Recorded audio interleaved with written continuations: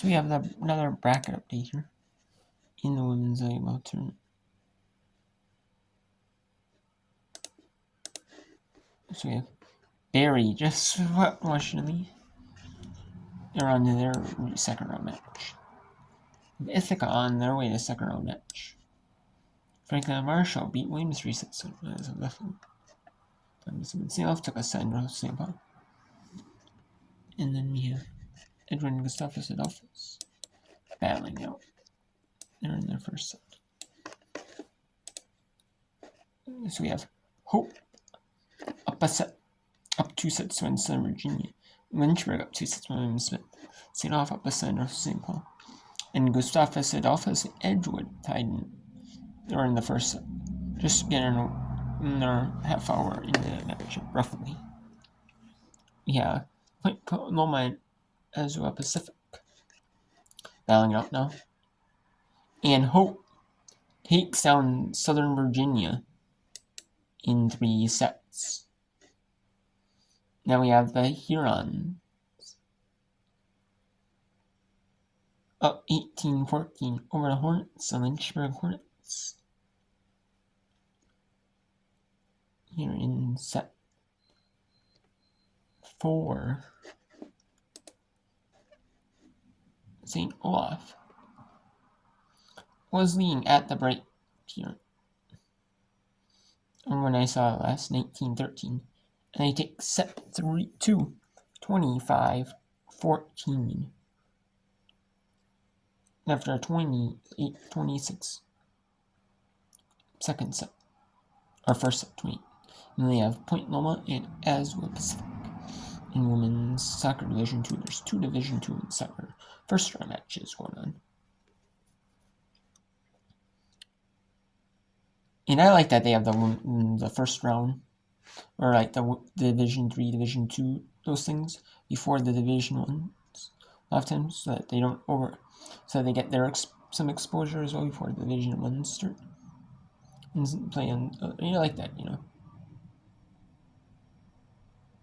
And sometimes Division 1 doesn't get the exposure, but I do like that, you know. They do have the tournaments, you know, so we can watch them. You know,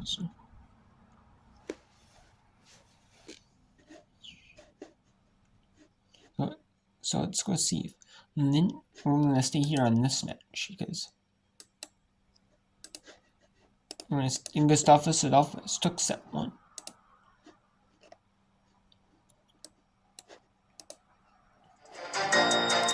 And I'm going to keep it here with the Division 3 throughout the day. And we're going to see if William Smith either takes set 4 and forces set 5. Or does the Lynchburg Hornets take set 4? If Lynchburg takes set 4, they end it here. If William Smith takes set 4, we go to set 5 at Johns Hopkins.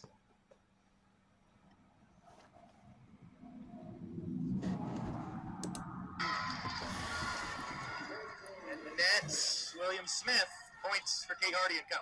Highlight these liberos for Lynchburg because Morgan Clark with a great platform set there to get Hardy the ball. I think Coach Cardoza likes using both so they stay fresh.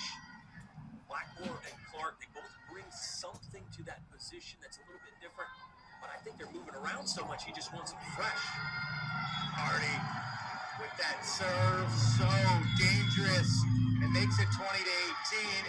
Here comes the second timeout from William Smith. Clinging now to what's a 2-point lead as they try to tie up this opening round match. 13 kills for Meinhardt leading the way, 12 for Hardy, of course, really not far behind. 20 tops for Sayer and 14 second for William Smith.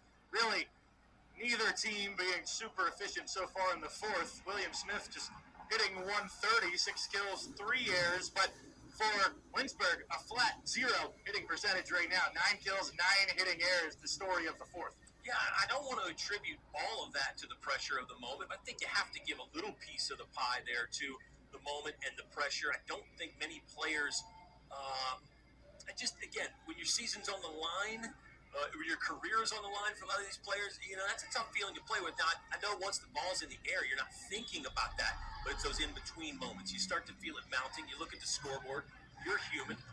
So I think that's partly to blame for that. Maybe let's give the coaching some credit there as well for the adjustments that both coaches are making to slow down the offenses that, as we pointed out, were just incredible. The numbers were eye-popping in sets 1 and 2 for both these teams offensively, and then set 4 for both squads is statistically the worst. Well, William Smith hit 0-6-1 in set 3, but neither team, as you said, very efficient right now. Hardy, grad student serving,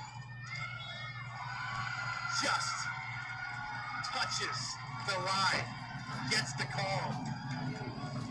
An absolute bullseye there from Hardy. It's a 6-2 run for Lynchburg. They get tied at 20 right here. I think Hardy's going to try to do it herself. Let's see if they tie us Watch back out to for it. another bazooka. Even this match up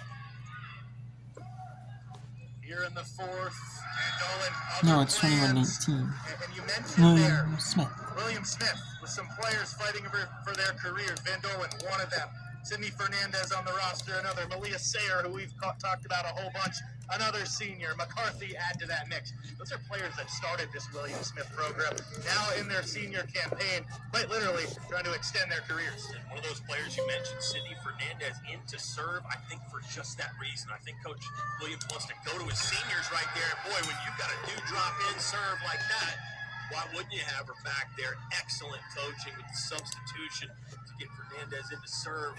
William Smith by 3 away from forcing set 5. Beautifully done. Notches her third ace. 22-19. Passed over by Bryant. Slide McCarthy. Not this time for Galen. That had been so fruitful for William Smith earlier in the match. Like there, just can't keep it between the boundaries. It's Keogh back on the serve. Gotta fight back. And just 2 points. Set deficit. McCarthy trying again, sliding to that pin. This time it's touched out of play. Give the setter Williams a lot of confidence there because you just missed on this slide route play earlier. So to go back to it, and it might have been called from the bench, but I think mostly setter there Williams with a high confidence in McCarthy. Full in on the serve. Meinhardt from the middle. Sayer off the net and gets a kill. Set point, William Smith. And you're talking about Williams, their setter, their coaching staff just loves her ability to read a game. Coach Williams, of course, her head coach, Derek, says, I feel like I'm always just saying great choice throughout the match, left and right. Williamson trying to keep the set alive for Lynchburg. Earns a kill, 24-21. It's tough on a broadcaster. William Smith, you got Coach Williams, you got Delaney Williams, you got Tori Williams' son for Lynchburg. This game's got everything. We've got Kevin Cardoza, who is the AVCA Region Coach of the Year. We've got Region Players of the Year. We have got an absolute barn burner. Maya Green has not played the ball game, and she's in serving right now for Lynchburg. McCarthy, again, that slide has been so effective in the set. She finishes. And William Smith. The Hurons of William Smith takes up the word over the Lynchburg Hornets for 1-5 at the Blue Jays of Johns Hopkins. And St. Olaf. 2 Minnesota schools bound up. St. Olaf all over Northwest St. Paul here. And this third set 6-1 over them. So they're just dominating here in this regional quarterfinal first round. Pretty good big domination here.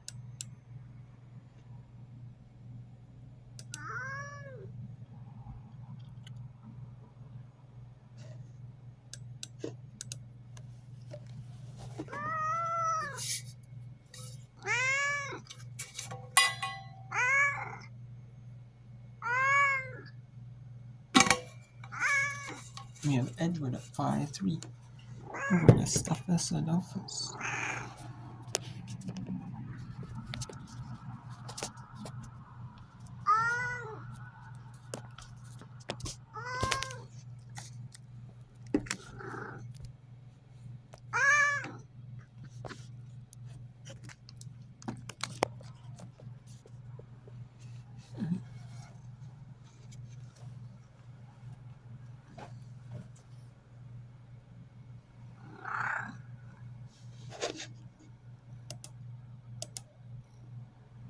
Sticky is St. Off and Russell St. Paul here. But now they will set up near side Illinois for Wesleyan. Kreft. Eagles good defense. Illinois Wesleyan was in the NCAA Division III tournament for softball last year. They made it to one World Series though, in Scotland World Series. So hosting it now, they're a pretty dominant Division III school as they're a top 8 seed in volleyball. This year's volleyball tournament. They go far side this time for Lee. That one kept up into the air though. Now from the middle, that didn't. I thought maybe that would have caught somebody for Ani, and it did not. That's the other player they need to get involved now. Ani has been struggling here, especially from the second set on. And Ani is one of the top he's the kill leader for the UNW Eagles. Has 291 kills on the season, but has really gone quiet. Oh, that just missed the back line. I thought that was going to land in. But they're saying that missed. I think that was Aggie on that far side. So that makes it now a 7-point game for the Olies. Going back far side, and this time she can find that back corner over on Aggie. That's exactly how you need to respond to it, attacking her like that. Hit that exact same spot. Hit it.